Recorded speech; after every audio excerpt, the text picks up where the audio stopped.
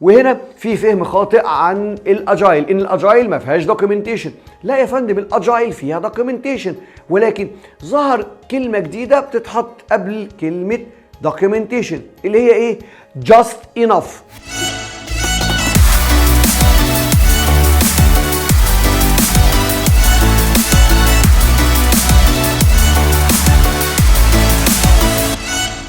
اهلا بيكم ومع المفهوم الثاني من مفاهيم الاجايل اللي اتجمعت في الاجايل مانيفستو.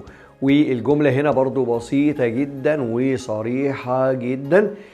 working software ليه الاولويه والاهميه اكتر من comprehensive documentation.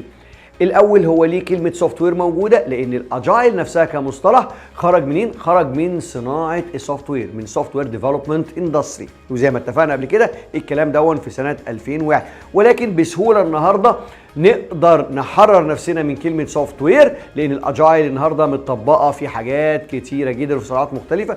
فنقدر نقول لو حبينا working product ليه الاولويه والاهميه عندنا من الكومبريهنسيف دوكيومنتيشن. وهنا في فهم خاطئ عن الاجايل، ان الاجايل ما فيهاش دوكيومنتيشن. لا يا فندم، الاجايل فيها دوكيومنتيشن، ولكن ظهر كلمه جديده بتتحط قبل كلمه دوكيومنتيشن اللي هي ايه؟ just enough. ان احنا بنطلع just enough documentation. يعني ايه؟ بنطلع الحد الادنى للدوكيومنتيشن اللي مطلوبه في المشروع بتاعنا. طب الكلام ده بيتحسب ازاي؟ حسبته بسيطه جدا، اللي هي ازاي؟ الحد الادنى دون بيبقى معناه ان اقل من كده هيسبب لنا مشكله، هيبقى فيه نقص في الدوكيومنتيشن ودون هيعرضنا الى مشكله.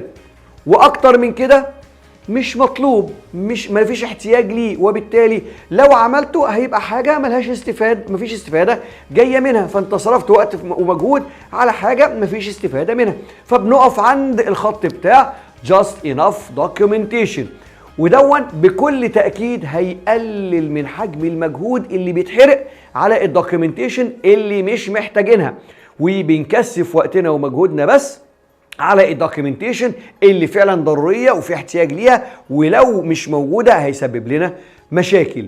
طيب والوقت اللي بيتفضى دون، الوقت اللي بيتحرر دون بيروح لفين؟ بيروح للنص الاولاني من الجملة، ان احنا نخرج working product او بالجملة القديمة working software. فيبقى مجهودنا رايح ان انا اطلع حاجه شغاله، منتج يفيدك انت، منتج يطلع فاليو، ياد فاليو ليك انت يا كلاينت، ياد فاليو ليك يا كاستمر، ياد فاليو ليك يا اند يوزر. فحررنا جزء من وقتنا في الدوكيومنتيشن ووديناه للاهم عندنا، وهو الوركينج برودكت. تفكيرنا وتركيزنا ومجهودنا كله ينصب على working product، ونعمل معاه just enough documentation للمشروع والبرودكت بتاعه.